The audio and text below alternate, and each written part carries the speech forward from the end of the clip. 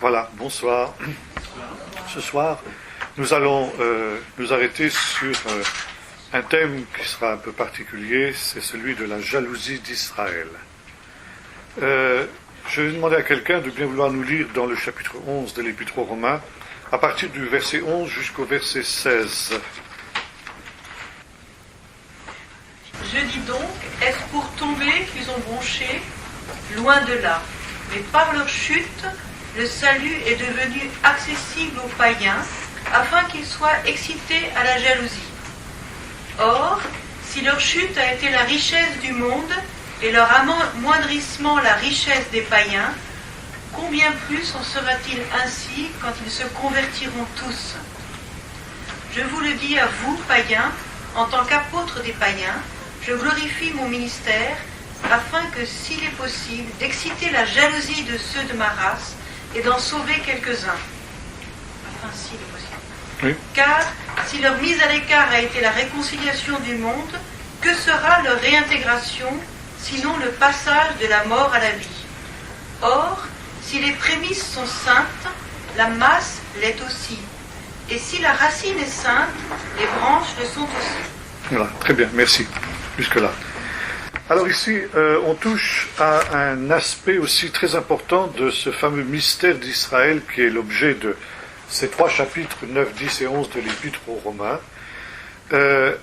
où on se trouve devant cette position que nous avons ensemble vue la dernière fois, cette espèce de dialectique de l'obéissance et de la désobéissance.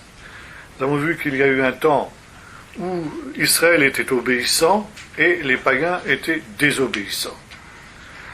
Et on vit maintenant un temps inverse où les païens sont devenus obéissants et où les juifs sont devenus désobéissants.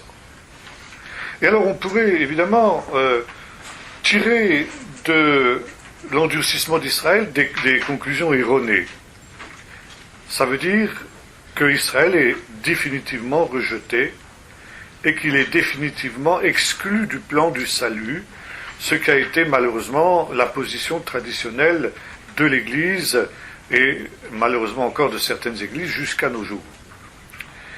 Et justement, c'est pour qu'on ne fasse pas cette erreur que Paul écrit justement ces textes que nous méditons ces jours.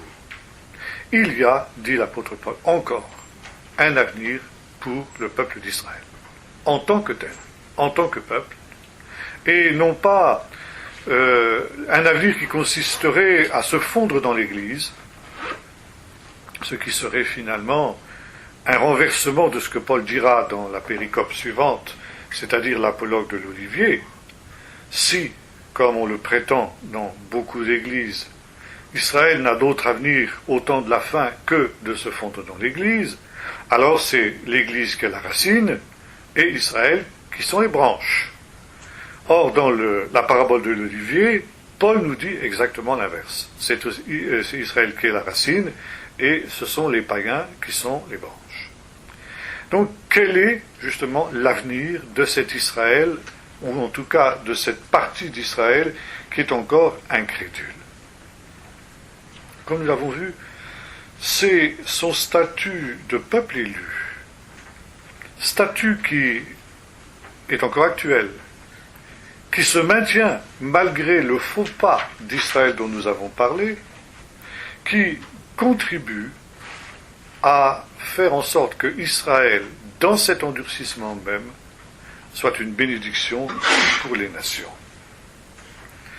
Et là, on pourrait reprendre une expression de saint Augustin, je crois, quand il parlait de la faute d'Adam, dans ces termes, une felix culpa, une bienheureuse faute. Finalement, pourquoi Dieu a-t-il permis que le peuple d'Israël, en tout cas une partie du peuple d'Israël, s'endurcisse pour un temps?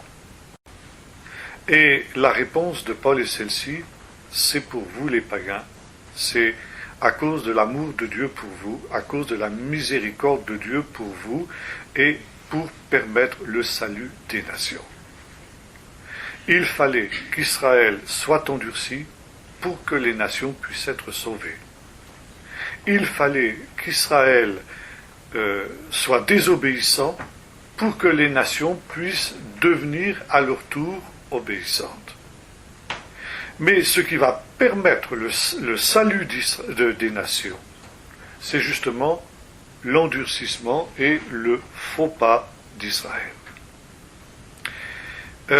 Dans les messages des prophètes, il y a cette notion que nous ne connaissons pas très bien, nous les chrétiens, mais qui est très répandue chez les juifs, qu'on appelle le tikkun olam, c'est-à-dire la réparation de la brisure du monde. Le monde qui était sorti parfait et harmonieux des mains du Créateur a été brisé par le péché. Et le rôle du Messie, c'est de réparer cette brisure. Mais cette brisure, cette réparation de la brisure ne peut pas se faire non plus sans l'intermédiaire du peuple d'Israël. Israël est un des instruments choisis par Dieu, privilégiés par Dieu, pour effectuer cette réparation de la brisure, et c'est-à-dire ce retour du monde à l'état adamique, à l'état édénique, c'est-à-dire revenir à ce qui était avant la chute. Et le tikkun olam, que les apôtres appellent dans le livre des Actes et dans l'évangile de Luc, chapitre 21, le rétablissement de toute chose, c'est comme ça qu'on l'a traduit, cette expression, cela dépend de la manière dont Israël va se comporter vis-à-vis de son Dieu.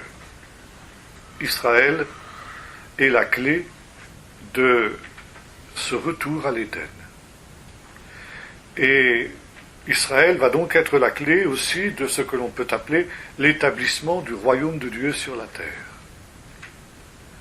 Et vous avez différentes midrashim, différents midrashim qui expriment ce que Israël, la mission essentielle qu'Israël a vis-à-vis du monde, vis-à-vis des nations, selon que Dieu l'avait dit à Abraham, en toi seront bénies toutes les familles de la terre. Si Israël respectait véritablement 2 Shabbats, le Messie viendrait immédiatement. Autre midrash, si Israël se repentait vraiment, le Messie viendrait immédiatement. Vous avez ça aussi, évidemment, dans le Nouveau Testament, avec la prédication de Jean-Baptiste. Repentez-vous, car le royaume des cieux est proche. Et le ministère de Jean était un ministère qui s'adressait à tout Israël et qui était un appel à la repentance. Ça veut dire du retour à Dieu et du retour à sa parole. Et Jean affirmait que si ce message était accepté, si le peuple d'Israël acceptait cet appel à la repentance, alors le royaume de Dieu, qui était proche, allait venir de son temps. Et il n'y a absolument aucun doute que Jean attendait véritablement la venue du royaume de Dieu de son temps. On retrouve cette prédication de Jean-Baptiste aussi dans la bouche de Jésus, après son baptême. C'était aussi dans les mêmes termes qu'il prêchait « Repentez-vous, car le royaume des cieux est proche ». Ça veut dire, si Israël se repent et revient à son Dieu, alors le royaume viendra pour Israël. Et ça, c'était essentiellement l'idéologie des pharisiens. Il y avait différentes conceptions du royaume de Dieu dans l'Israël de l'époque de Jésus. On a l'habitude de dire dans nos milieux que le peuple d'Israël s'est trompé complètement parce qu'il attendait un messie politique qui allait le délivrer de l'oppression romaine. C'est pas si simple que ça. Il est vrai que l'oppression romaine était de plus en plus difficile à supporter, et il est vrai que un des aspects de la rédemption, c'était la délivrance du joug romain. Mais l'attente messianique ne se limitait pas simplement à cet aspect politique, comme on le fait dans le milieu chrétien. En tout cas, on attribue cette idée au peuple d'Israël. Il y avait, grosso modo, en Israël de l'époque de Jésus, deux conceptions du royaume de Dieu. La venue du royaume de Dieu, c'est-à-dire du règne de Dieu. La conception zélote. Les zélotes étaient un mouvement ultra-pharisien qui pensait que l'oppression romaine était non seulement un châtiment voulu par Dieu, mais une infidélité. Israël ne devait pas accepter d'autre roi que l'Éternel.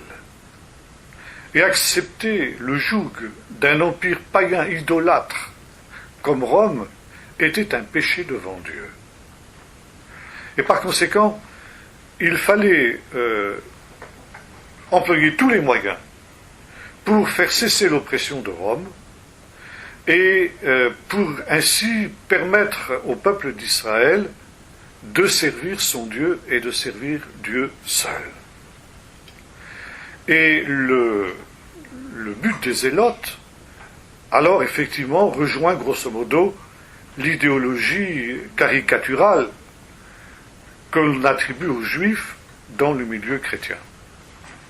Le but premier des zélotes était en effet de secouer le joug romain au besoin par les armes. Et l'on sait, par l'historien Flavius Joseph en particulier, que ce sont les zélotes qui ont déclenché la grande révolte contre les Romains en l'année 66.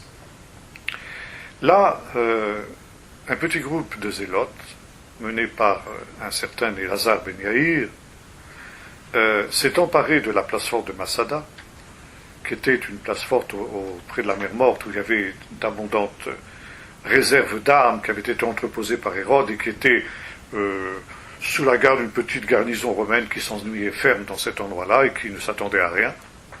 Les zélotes sont tombés sur eux par surprise, ils les ont massacrés, se sont emparés de toutes les armes, et ça a été le point de départ de la révolte. C'est ainsi qu'ils ont pu, avec les armes de Masada, armer ceux qui ensuite ont mené la révolte à Jérusalem. Et Elazar Ben Yair avait donc demandé à ces hommes de faire un serment. C'était celui de n'être soumis à aucun roi humain, si ce n'est qu'à Dieu. Ça voulait dire là, c'était véritablement lancer le signal de la révolte. Parce que la Judée était sous le joug romain. Par conséquent, ces gens qui faisaient le serment de n'être soumis qu'à Dieu, eh bien, automatiquement, se mettaient en travers de la route de César, et par conséquent, c'était l'insurrection armée qui se déclenchait de cette manière. Cette insurrection, elle a duré d'abord jusqu'en 70, chute de Jérusalem, et après la chute de Jérusalem, 900 zélotes, hommes, femmes et enfants, résistent encore à Masada. C'est une place difficilement prenable, et au bout de 3 ans d'un siège impitoyable, les Romains viennent à bout de la dernière résistance juive. Et la veille de l'assaut, quand il est évident que la place est perdue, Elazar Ben Yair rassemble ses hommes. Et il leur tient un discours qui est très célèbre, que Joseph nous a rapporté dans ses écrits, mais en substance qui dit ceci. Nous sommes dans une situation absolument incroyable et imprévue. Nous avons fait le serment de n'être soumis qu'à Dieu. Nous sommes liés par notre parole. Pour les Juifs, un serment c'est important. On ne peut pas se parjurer, surtout quand c'est quelque chose qui touche à Dieu. Et c'est donc nous, à cause de ce serment que nous avons fait, qu'avons été les premiers à lancer le signal de la révolte. Or, apparemment, Dieu nous a abandonnés, à cause de nos péchés sans doute. Mais il se trouve que par un curieux hasard, nous qui avons été les premiers à lancer la révolte, nous sommes aussi les derniers à déposer les armes.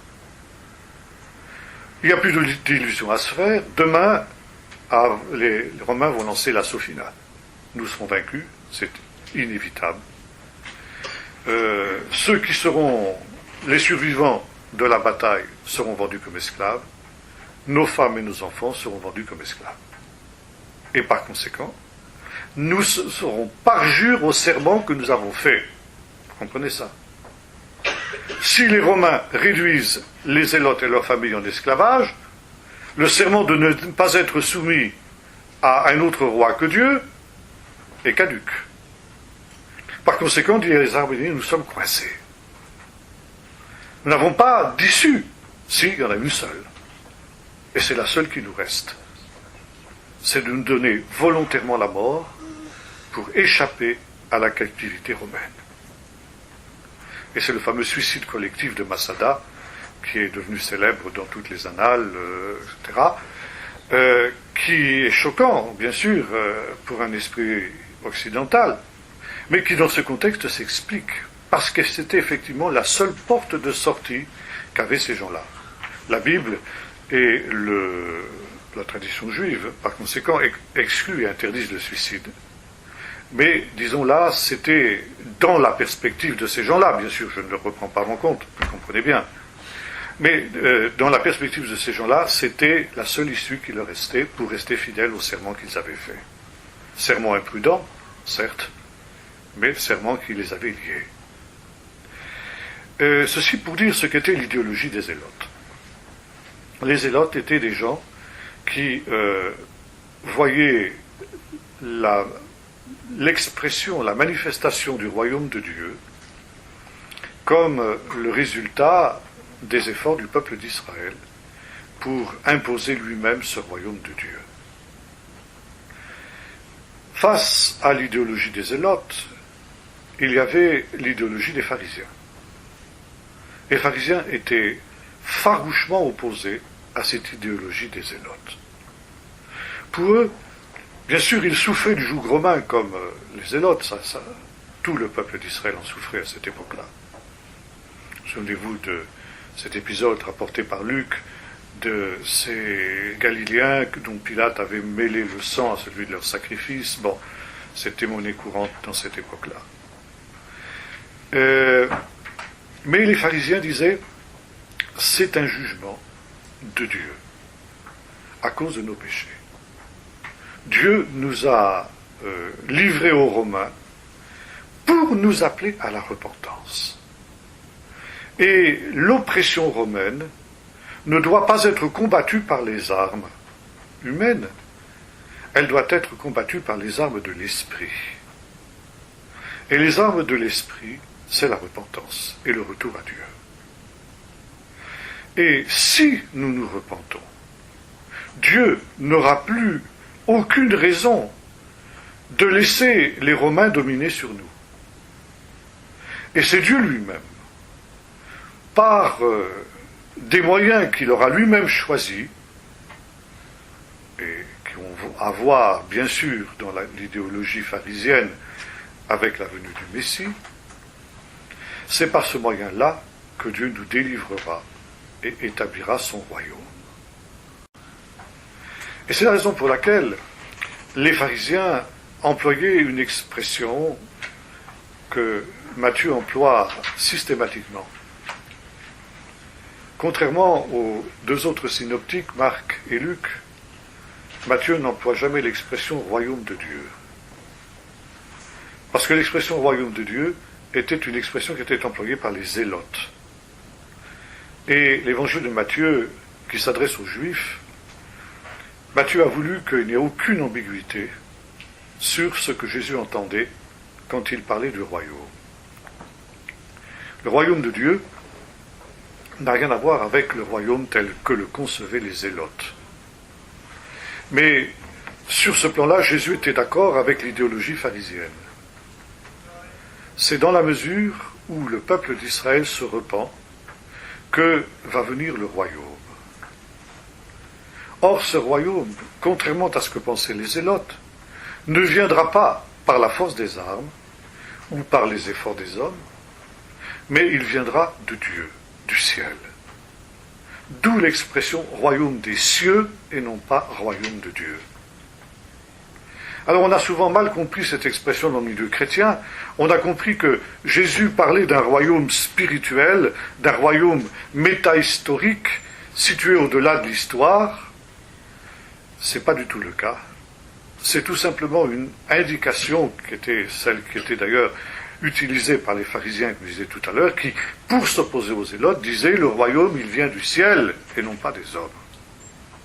Par conséquent, les pharisiens employaient aussi l'expression royaume des cieux plutôt que royaume de Dieu. Et le but de ce royaume, c'était aussi effectivement la libération d'Israël. Mais cette libération d'Israël, elle viendrait par le retour à Dieu. Et c'était le principe même de l'idéologie pharisienne. Les pharisiens étaient des gens qui s'efforçaient de pratiquer le plus minutieusement possible la Torah du Seigneur, dans le but de hâter la venue du royaume. Bon, c'était l'idéologie de Jean-Baptiste, c'était l'idéologie de Jésus, et c'est ce que résume la fameuse phrase que nous avons évoquée tout à l'heure, « Repentez-vous, car le royaume des cieux est proche ». Jésus était violemment anti-zélote, et notamment lorsqu'il rentre dans Jérusalem le jour des rameaux, il a cette parole qui nous est rapportée par Luc. Jérusalem, qui tue les prophètes, combien de fois j'ai voulu rassembler tes enfants comme une poule rassemble ses poussins sous son aile, mais vous ne l'avez pas voulu. Ça veut dire Jésus a compris que les zélotes menaient Israël à la catastrophe. Et Jésus a voulu éviter cette catastrophe par son message d'amour, en essayant de détourner le peuple de cette séduction qui était celle justement des zélotes. Mais évidemment, cette idéologie zélote, vu l'oppression dans laquelle était le peuple à cette période, était telle que finalement, il était bien conscient que son message ne serait pas entendu. Et donc, Jésus a annoncé, comme les prophètes, la destruction l'avaient faite avant lui, la ruine de Jérusalem et la dispersion du peuple. Une dispersion qui durerait, nous dit Luc en particulier, un long temps, qu'il appelle le temps des nations. Maintenant, pourquoi ce temps des nations? J'en ai parlé pour ceux qui étaient au séminaire de Paris Tout est possible il y a quelques jours de cela. Le temps des nations, c'est un temps de grâce qui va être donné aux nations. Un temps où Israël va se trouver dans cet état d'exil parce que justement il n'a pas reçu le message de Jésus, mais qui va être un temps qui va être une chance offerte aux nations. Car si Israël avait répondu à la prédication de Jésus, puis à celle des apôtres après la Pentecôte, et si Israël s'était repenti, que se serait-il passé? Eh bien effectivement, le Messie serait venu. Le royaume de Dieu, le royaume des cieux serait venu, et les païens, eh bien, eux seraient restés en dehors du plan du salut.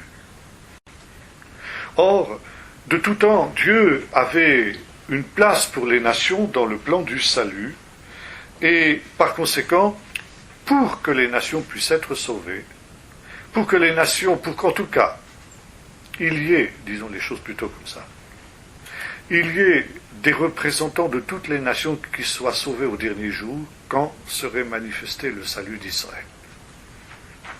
Jamais la Bible n'a envisagé que tous les païens seraient sauvés. Il y aurait, comme il y a au sein du peuple d'Israël, un reste seulement qui serait sauvé. Mais au temps du salut d'Israël, il y aurait des représentants de toutes les nations qui sont sous le ciel, qui participeraient elles aussi à ce salut. Si bien que le Tikkun Olam, la réparation de la brisure du monde, a été retardée pour le salut des nations. Et nous avons vu que Paul a dit une chose très surprenante dans le chapitre 9. Il a dit à en réponse à la question des Romains, pourquoi le peuple d'Israël est-il tombé dans l'endurcissement, il a dit, c'est Dieu qui a endurci le cœur de son peuple. C'est Dieu qui l'a fait. Et en agissant de cette manière-là, Dieu a condamné son peuple à souffrir. Et la souffrance d'Israël est une souffrance pour le salut des nations. Ça, je crois qu'il faut le dire et le souligner. C'est le thème de la souffrance des justes.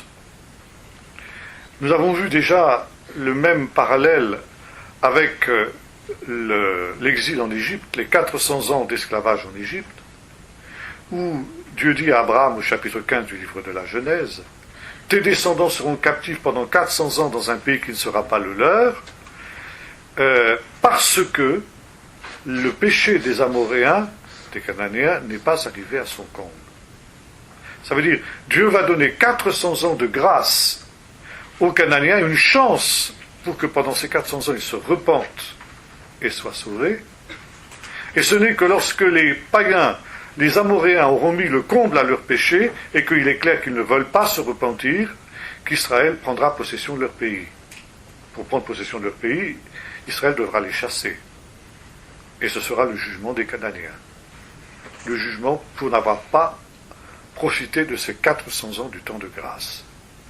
Mais pendant ces 400 ans du temps de grâce donné aux Amoréens, Israël va souffrir injustement en Égypte.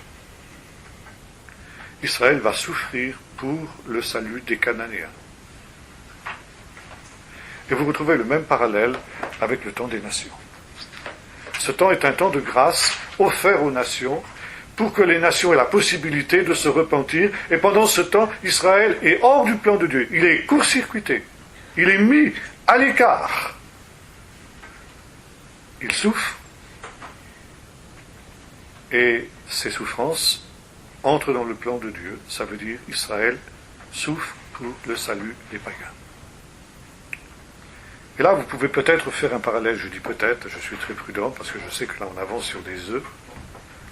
Mais avec ce texte où Paul dit ceci, j'achève dans mon corps ce qui manque aux souffrances du Messie.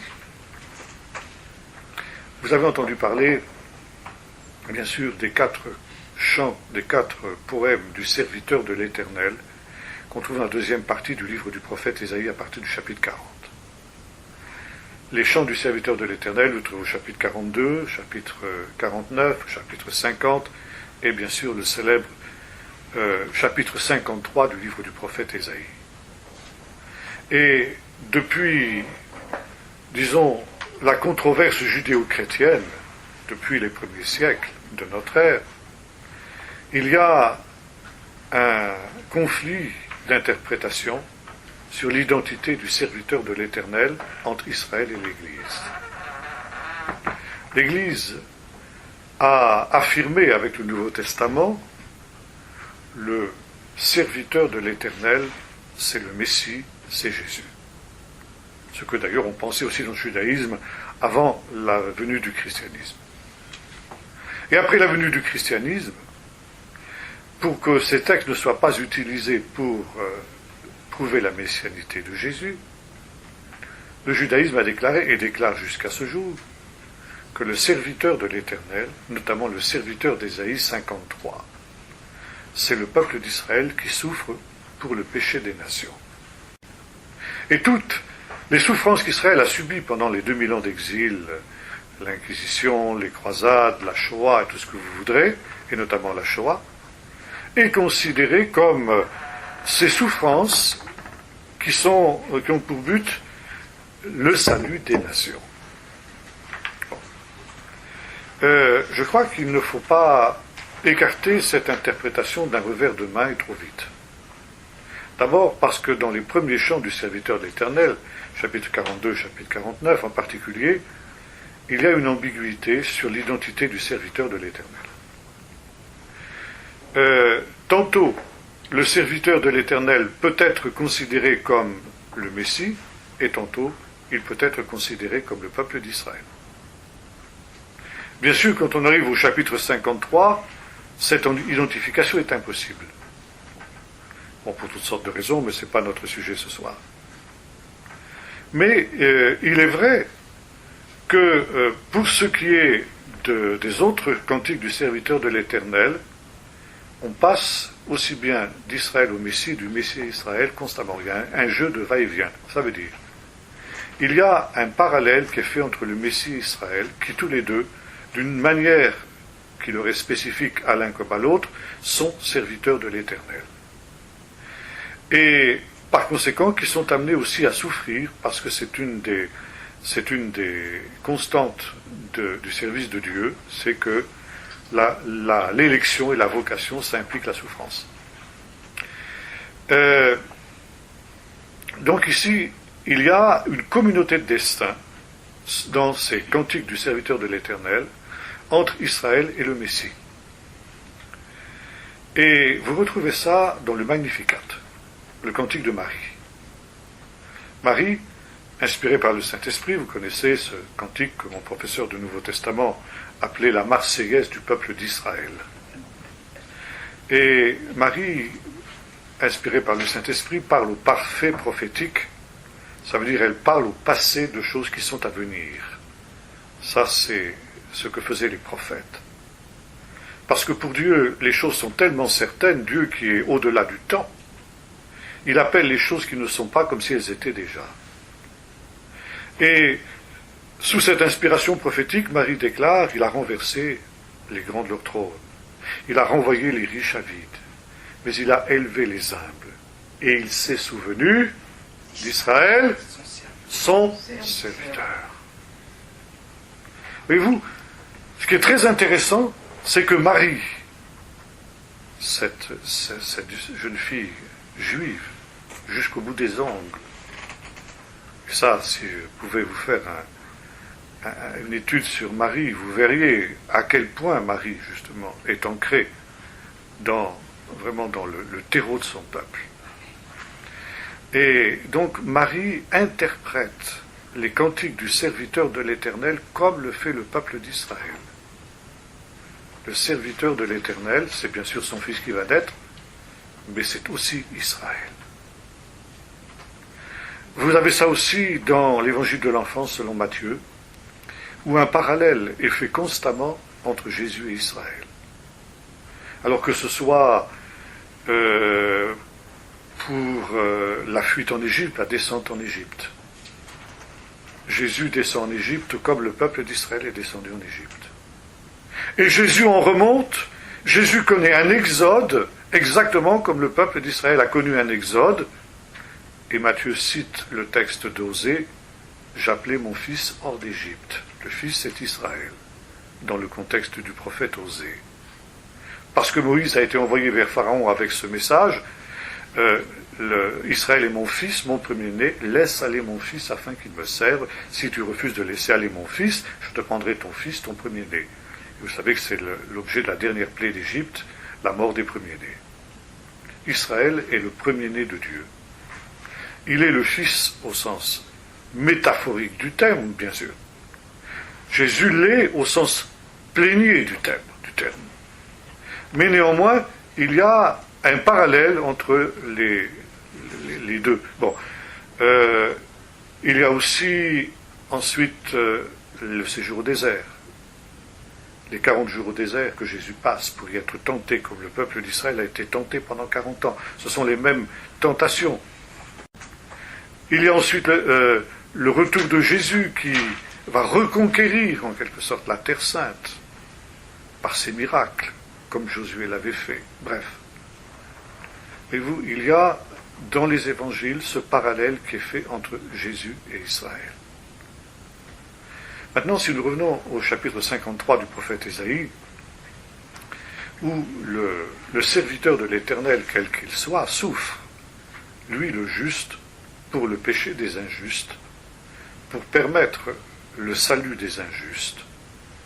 Alors bien sûr, nous avons raison à 300%, nous les chrétiens, de dire que ce serviteur dont il est question dans Ésaïe 53, c'est le Messie, c'est Jésus,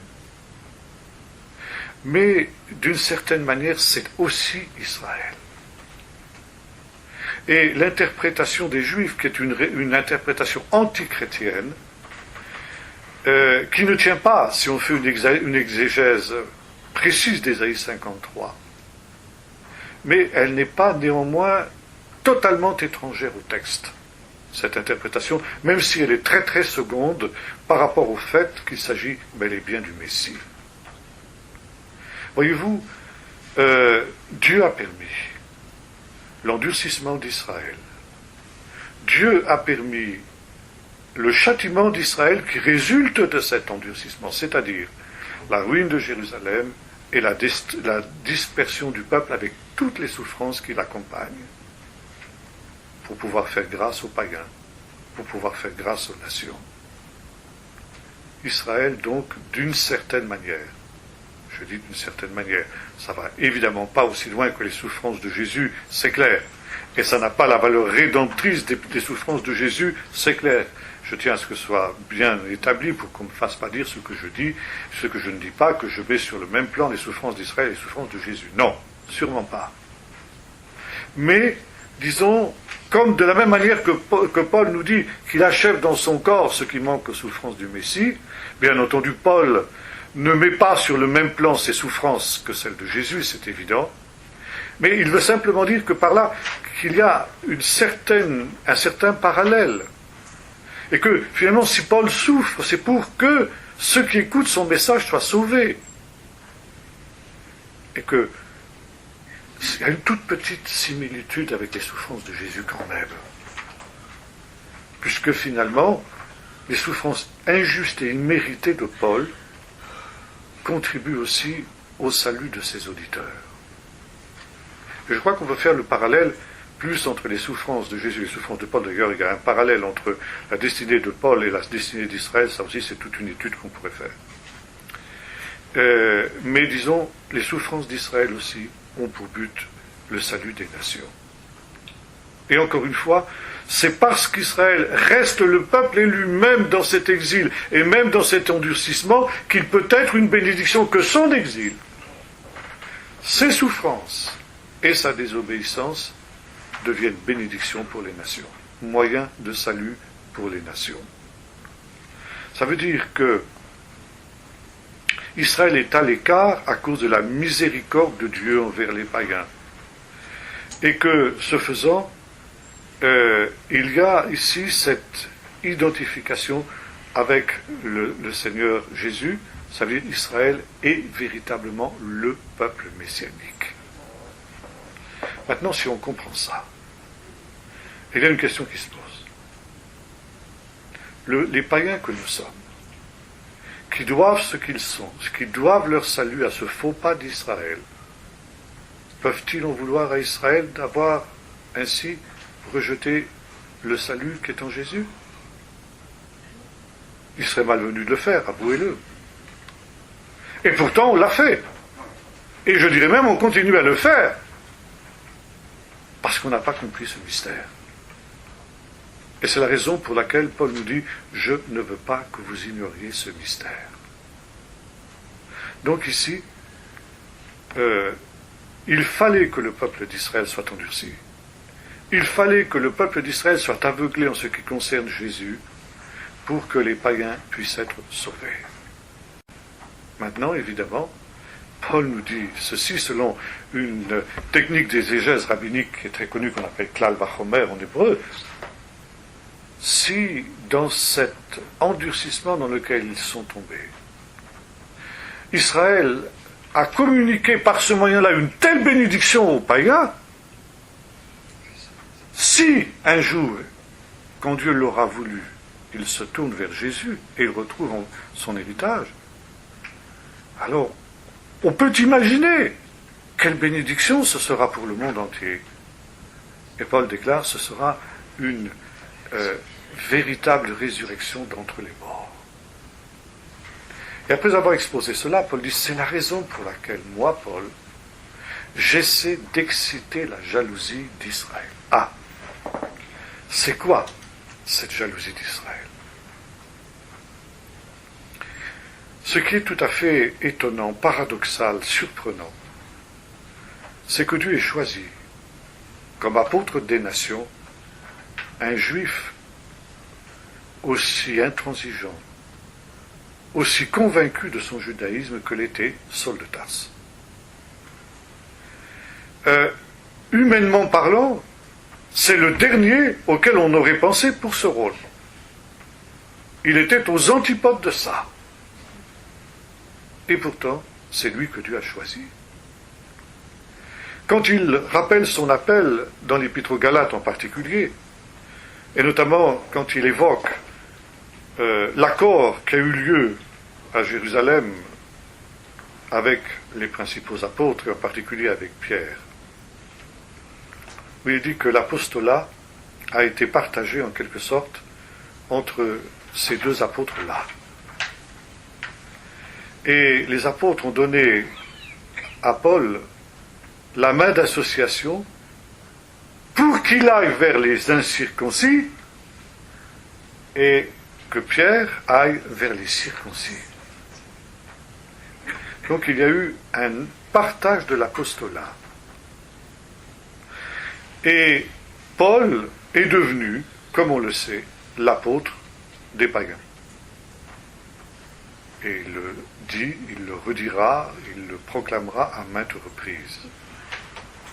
Et notamment, quand il est sur les marges de la forteresse Antonia, au moment de son arrestation, il va rappeler que Dieu lui a dit « Va, je t'enverrai vers les païens ». Et ses auditeurs l'écoutent, ses auditeurs juifs l'écoutent jusque-là, et quand il parle qu'il va aller vers les païens, là, il interrompt, c'est terminé. Bon. Donc, Paul, apôtre des païens. Maintenant, il y avait dans l'Église ancienne, il y avait une aile judaïsante, très judaïsante.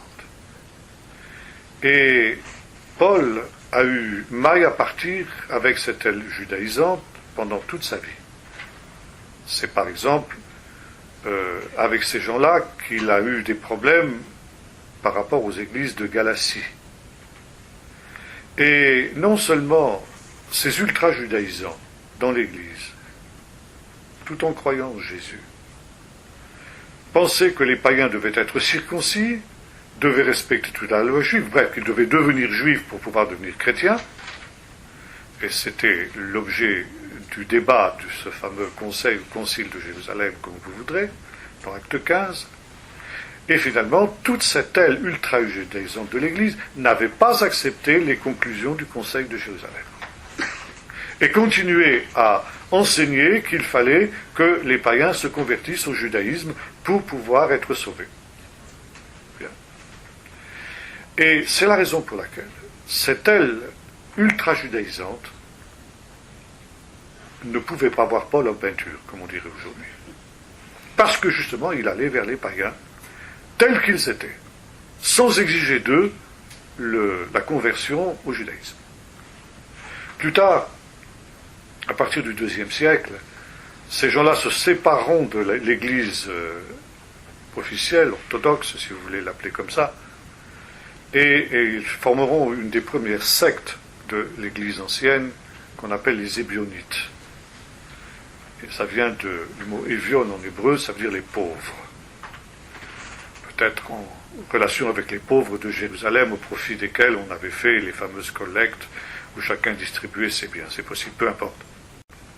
Et dans les écrits ébionites, il y a des diatribes terribles contre Paul.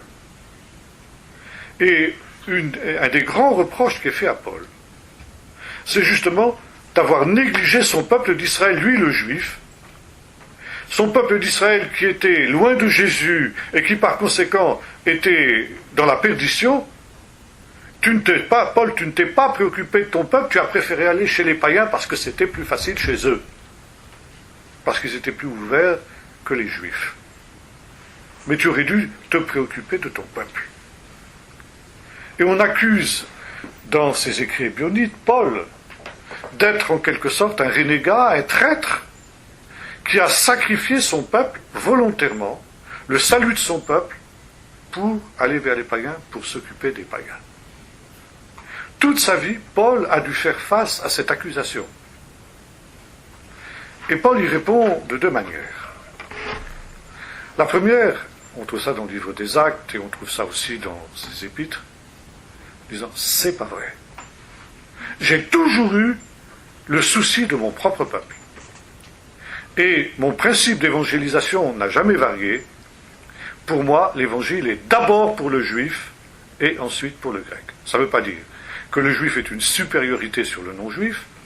Ça veut dire tout simplement qu'il a une priorité. L'évangile, il est prioritairement, bon, vous avez compris, pour le juif. Ça, c'est la première défense de Paul. Je n'ai jamais dérogé de ce principe. Là où j'arrive, je commence par entrer dans la synagogue et évangéliser les juifs. Et ce n'est que lorsque les juifs ne veulent pas l'évangile que je me tourne vers les païens. Bien. Maintenant, c'est vrai, j'ai eu plus de succès, dit Paul, au milieu des païens qu'au milieu des juifs, ça c'est indiscutable. Mais seulement, vous mes adversaires, les Hébronites, il faut que vous sachiez que, contrairement à ce que vous pensez, l'évangélisation des païens ne joue pas contre les juifs, mais joue en leur faveur.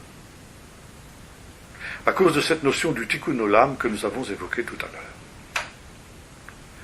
Pourquoi ? Parce que, nous dit l'apôtre Paul, Dieu a aveuglé le peuple d'Israël, une partie du peuple d'Israël, pour un temps seulement. Encore une fois, il y a deux limites dans l'endurcissement du peuple d'Israël.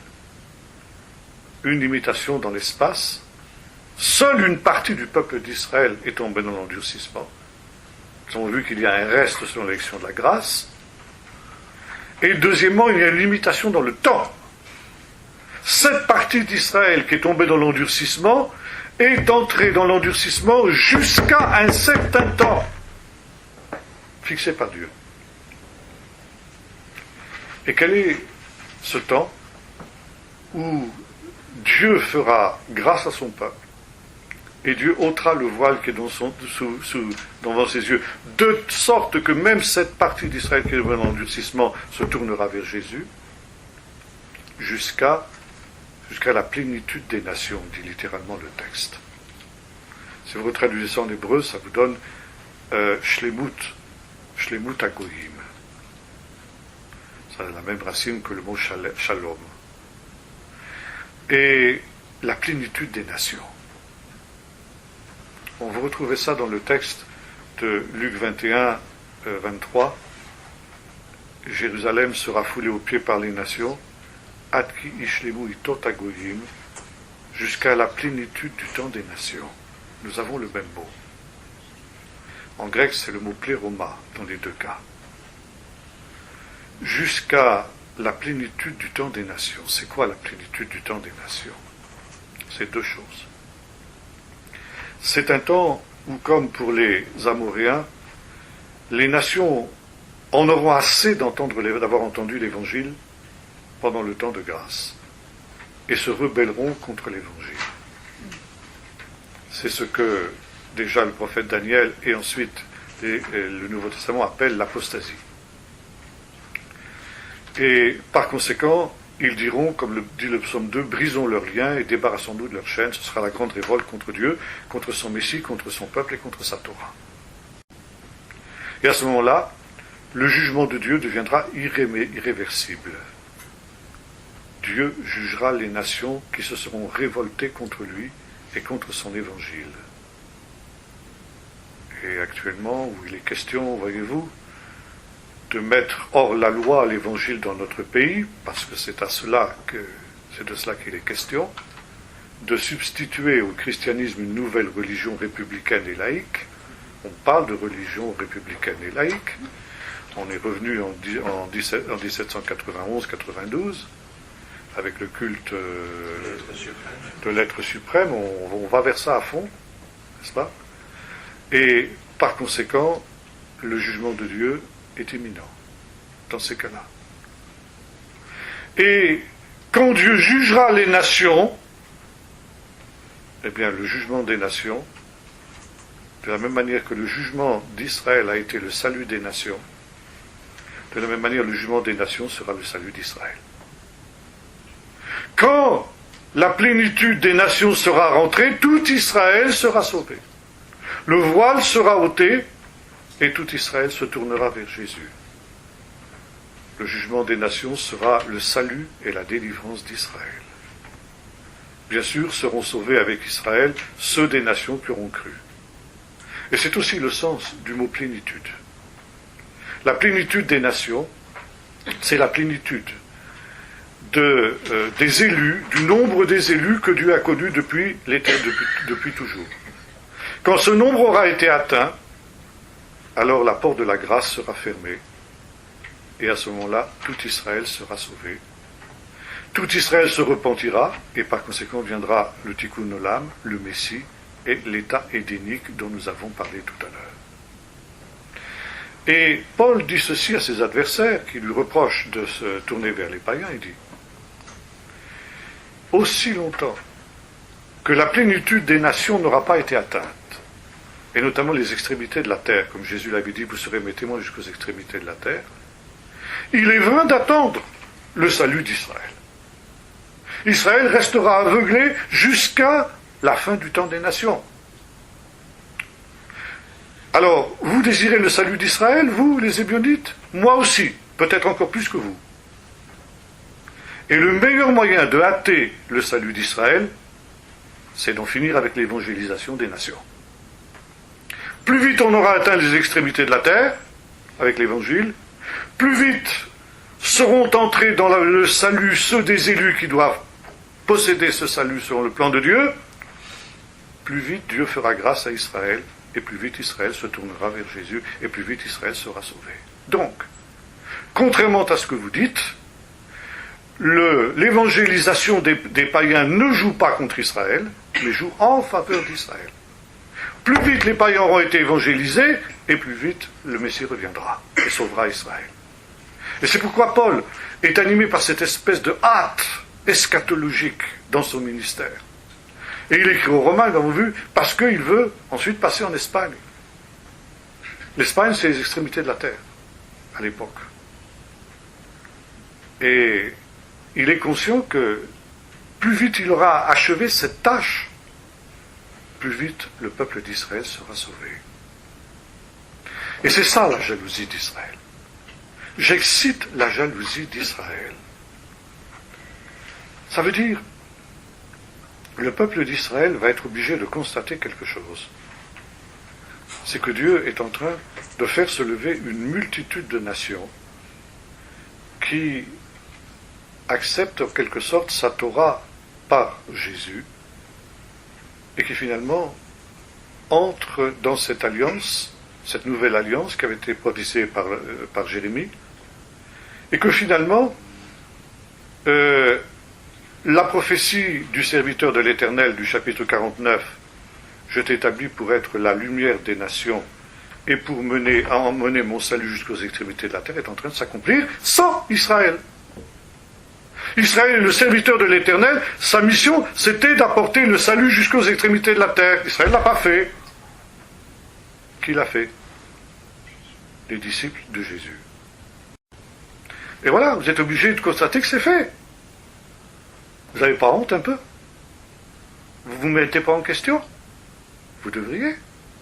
C'est pas normal. Vous avez failli à votre mission. Il y a des gens qui ont fait mieux que vous. Vous avez été incapable d'amener la Torah, alors que c'était votre vocation de sinon sortir à la Torah, vous ne l'avez pas fait. Vous avez failli. Eh bien, repentez-vous. C'est ça, exciter la jalousie d'Israël. Et voyez-vous, ça, eh bien, ça a pas mal réussi. Le christianisme est coupable de bien des choses vis-à-vis du peuple d'Israël, et par conséquent devant Dieu. Ça, peut-être, on aura l'occasion d'en reparler. Mais il y a en tout cas une chose que le christianisme a mené à bien, c'est qu'il a amené la connaissance de la Torah d'Israël dans le monde entier. Et un professeur d'histoire de l'université hébraïque écrivait ceci il y a quelques années. Il disait, quand nous sommes partis en exil, il y a 2000 ans, la Bible était le livre d'un seul peuple, notre peuple, le peuple d'Israël. Quand nous revenons dans notre pays après 2000 ans, ce livre est le livre de toutes les nations du monde. Mais ça, nous n'y sommes pour rien, nous les Juifs. Et ça nous pose problème. Et nous sommes obligés de nous poser la question honnêtement, parce que c'est un homme honnête. Nous sommes obligés de nous poser la question honnêtement, est-ce qu'après tout, le christianisme que nous avons tellement décrié ne serait pas un mouvement suscité par Dieu, puisqu'il a réussi à faire ce que nous, les Juifs, nous avons été incapables de faire. Et voyez-vous, chez les Juifs honnêtes, les Juifs orthodoxes honnêtes aujourd'hui, c'est une question. Cette question est une question importante. Et finalement, c'est la question de Gamaliel. Si cette œuvre vient des hommes, elle se détruira. Si elle vient de Dieu, vous ne pourrez pas la détruire.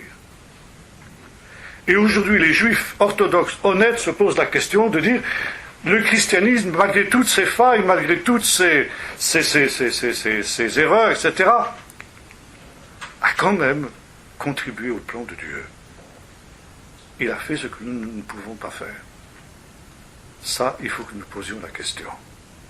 Il y a une question qui nous est posée, que Dieu nous pose, nous les Juifs, par l'intermédiaire du christianisme. Eh bien, voyez-vous, Paul a atteint son but. Il a excité la jalousie d'Israël. Un dernier mot. Quand j'étais pasteur de l'église de Vannes, nous avions une exposition biblique ambulante que nous promenions dans une caravane. Ça commençait par la Bible hébraïque, et ça se terminait par des Bibles dans des langues les plus bizarres qui soient, le chinois, le javanais, etc., enfin des langues africaines rares et des choses comme ça. Et quand je faisais visiter cette caravane à des Juifs qui venaient parfois, je disais, vous voyez, vous, les Juifs, vous avez continué à lire la Bible en hébreu jusqu'à maintenant. Et vous avez contribué ainsi à garder ce texte intact, sans une altération, fidèlement. Nous, les chrétiens, nous avons traduit cette Bible dans plus de 2000 maintenant, je ne sais plus combien de langues, 2700 langues, je crois, quelque chose comme ça, et dialectes. Bien sûr, le fait de traduire ces livres dans ces langues-là impliquait une perte de sa substance.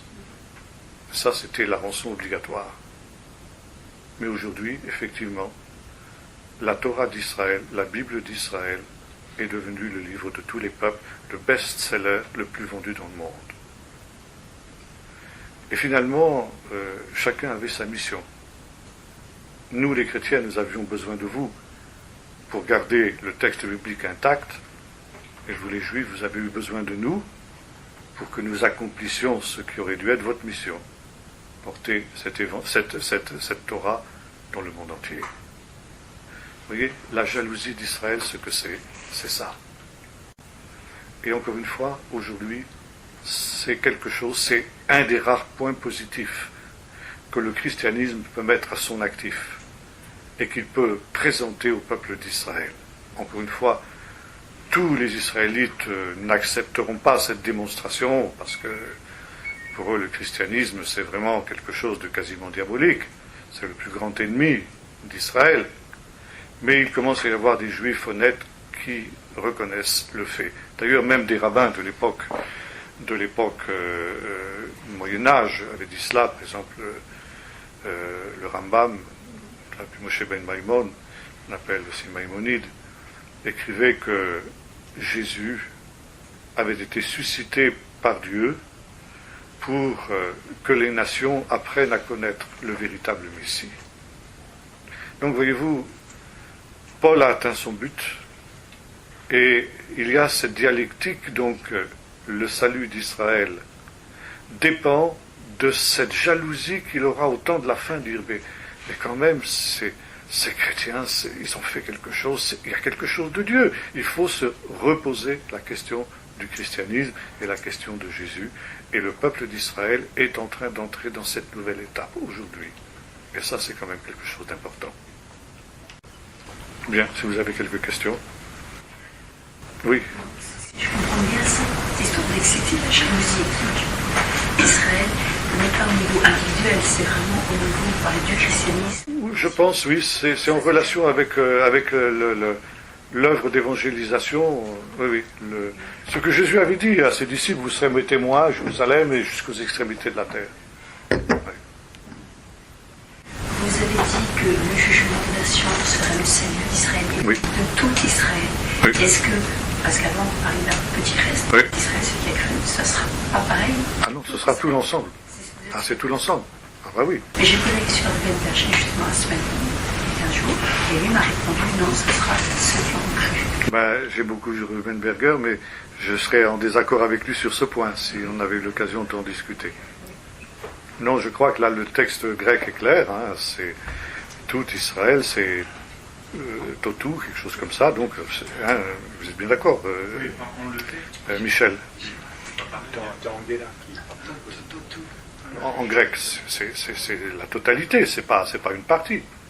Attendez, le frère, il avait posé une question à vous. Disons que Paul était l'apôtre des païens, mais Dieu avait envoyé Pierre vers Corneille aussi. Oui, parce que Pierre devait être celui qui ouvrirait, selon la fameuse prophétie de Matthieu 18, qui ouvrirait les portes du royaume des cieux aux non-juifs, quoi. Oui. Mais oui. Mais après, lui, d'ailleurs, on voit bien que Pierre, dans ses épîtres, ne comprend pas toujours la vision de Paul. Hein, il dit oui, il y a des choses difficiles à comprendre dans ce qu'écrit notre bien-aimé frère Paul, etc. Bon, il y a eu l'incident d'Antioche aussi, le clash entre Pierre et Paul au sujet justement de la question des païens. Donc Pierre n'était pas totalement au clair sur cette question-là. Pourquoi ? Parce que ce n'était pas sa vocation, ce n'était pas son ministère. Mais il avait suffisamment d'humilité et puis de comment dirais-je, de vision spirituelle pour faire confiance à Paul. Disons, bon, je comprends pas tout, mais vas-y. Bien, allez-y. Oui, c'était juste pour ajouter, peut-être que Ruben voulait parler de l'enlèvement, où il y aura le reste des Juifs qui seront enlevés, et ensuite... Ah oui, ça, dans ce sens-là, oui, d'accord. Sur le mont des Ouais, Oliviers. dans ce sens-là, d'accord. Je partage. Le temps actuel est un temps où Dieu a livré le peuple d'Israël, les fils de la lumière, aux fils des ténèbres. Fils des ténèbres, c'est essentiellement les Romains, qu'on appelle dans les textes du Qumran les Kittim, c'est-à-dire les Cypriotes. C'est un mot codé pour que les Romains ne se reconnaissent pas là-dedans. Et donc Dieu il rejoint un peu l'idéologie des pharisiens, c'est le péché d'Israël qui veut ça. Donc il est complètement vain et inutile d'essayer de se révolter contre les Romains pendant ce temps-ci. Si on le fait, on va à une défaite certaine. Parce que c'est Dieu qui a donné aux Romains la souveraineté sur la terre d'Israël. Mais le temps des païens, parce que les païens c'est aussi les Romains, les goïm, dans la terminologie de l'époque, il aura un terme. Et un jour viendra où Dieu enlèvera le royaume aux Romains et la rendra aux fils de la lumière, c'est-à-dire au véritable Israël, c'est-à-dire essentiellement aux gens de la secte. Et en cela, il donnera la victoire aux fils de la lumière, mais il faudra une véritable guerre. Par conséquent, il faut attendre le signal de Dieu, et quand Dieu dira « maintenant allez-y », il faudra y aller. Il faudra aller à la guerre. Donc ici, on a les deux idéologies qui se télescopent. L'idéologie des pharisiens, mais c'est conditionnel, jusqu'à un temps. Mais quand viendra le temps, il faudra être prêt à combattre. Bon, alors dans un des derniers rouleaux qu'on a découvert, qui s'appelle le rouleau du Temple, cette guerre ultime, elle est décrite, elle aura 7 manches. 3 batailles au cours de laquelle les fils de la lumière seront vainqueurs, 3 batailles au cours desquelles les fils de la lumière seront vaincus. Et enfin la 7e bataille, où les fils de la lumière seront vainqueurs. Très intéressant parce qu'il y a un petit parallèle avec les guerres d'Israël. Israël était vainqueur dans 3 guerres, la guerre de 1948, la guerre de 1956, la guerre de 1967, puis après les choses ont été mal. La guerre de Kippour, ça a été juste. La première guerre du Liban, ça a été juste aussi. Et la 3e guerre du Liban, ça n'a pas été bien. Bon, enfin, je note le fait, je n'en tire pas de conclusion, bien sûr. Mais attendez, je termine là-dessus. Et un autre point intéressant, c'est qu'on a découvert, le site de Qumran a été rasé par Vespasien en 68. Et ça a été la fin des Esséniens. Mais par contre, on a retrouvé à Masada des textes esséniens, ce qui laisse entendre que les survivants de la destruction de Qumran en 68 se sont réfugiés à Masada. Et ils ont participé à la dernière résistance des Zélotes à Masada.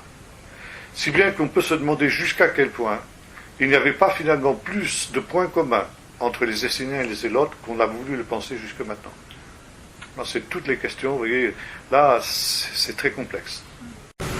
Je vous laisse la parole. Oui, s'il vous plaît, par rapport à la présentation du salut au temps de la fin, comment comprendre la phrase de Jésus, le Fils de l'homme, quand il viendra, trouvera-t-il la foi sur... Alors ça c'est la parabole du juge inique.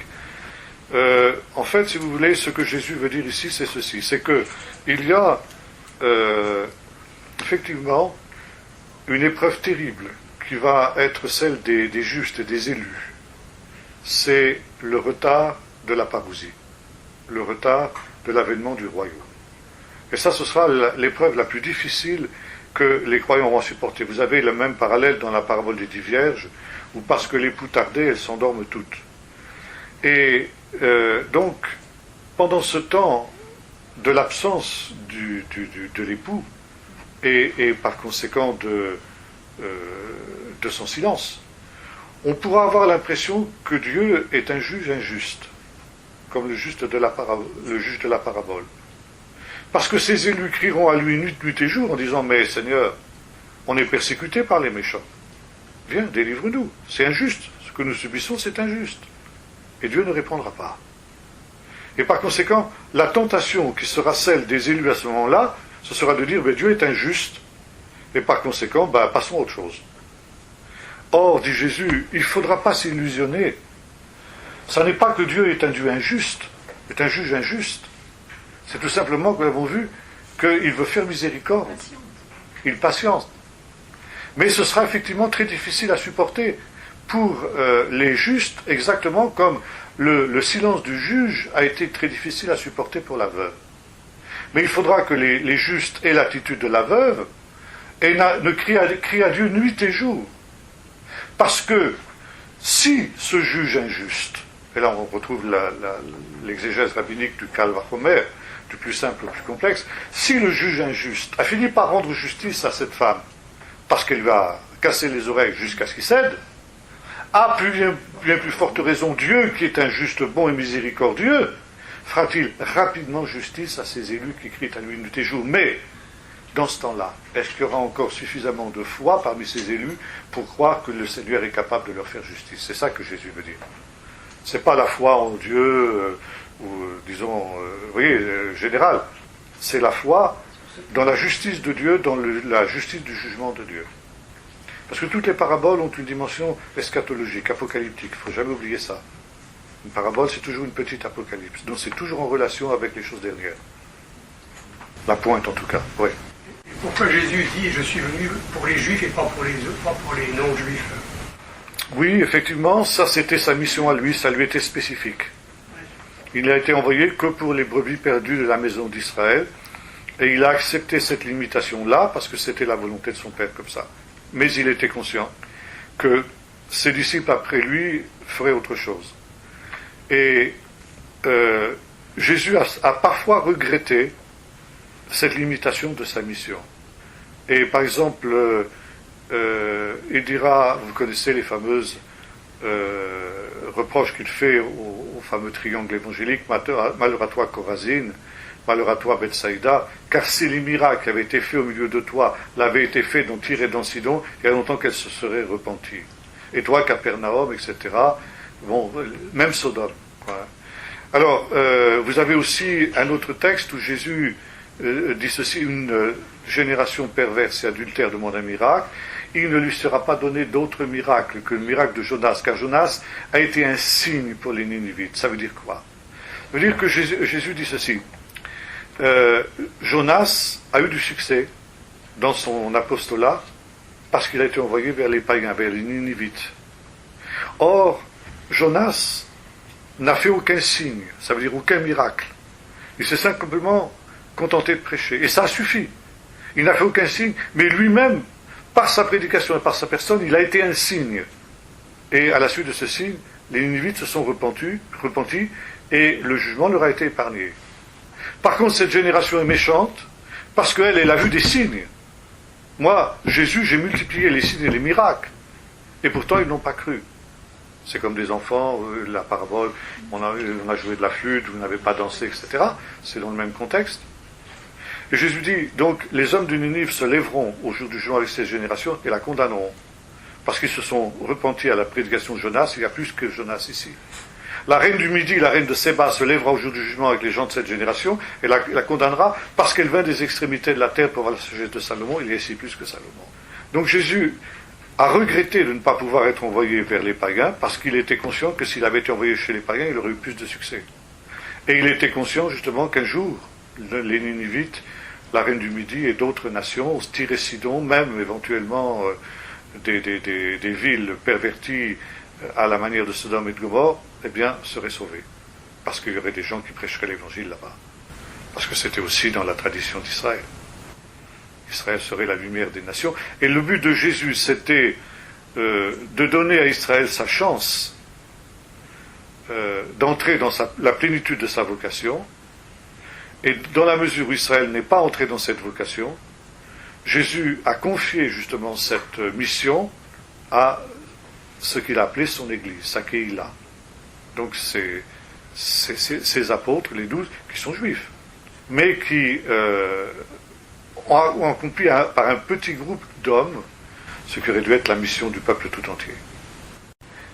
Allez-y. Oui, c'est pour moi de donner sa chance d'entrer dans sa mission. Et sa mission, sa vocation, c'est bien d'être bénédiction pour oui, les nations. Absolument. Mais vous avez dit que si tout Israël s'était converti, ça serait terminé. Mais ça veut dire qu'Israël n'aurait pas accompli sa mission. Alors, c'est un peu plus complexe que ça. Dans ce sens, si vous voulez, il y a encore une mission d'Israël vis-à-vis des nations à venir. Et notamment dans le règne de Dieu, le royaume de Dieu. Alors, vous avez deux choses. Vous avez le thème du pèlerinage eschatologique des nations. Et notamment dans le chapitre 2 d'Ésaïe. Donc les nations, il sera l'arbitre de nations lointaines.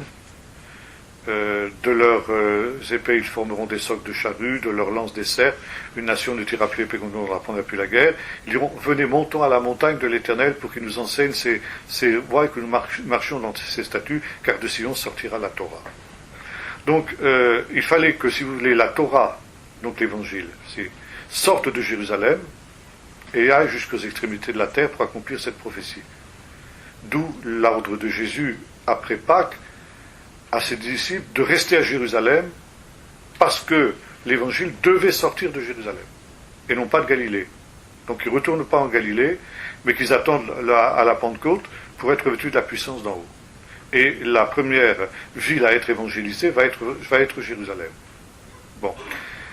Mais lorsque les extrémités de la terre ont été atteintes, alors les nations, c'était indispensable que les extrémités de la terre soient atteintes pour que les nations puissent monter à Jérusalem. Mais au temps de la fin, ça veut dire dans le royaume messianique, ces nations qui auront entendu l'évangile monteront à Jérusalem pour être enseignées plus profondément dans la Torah du Seigneur.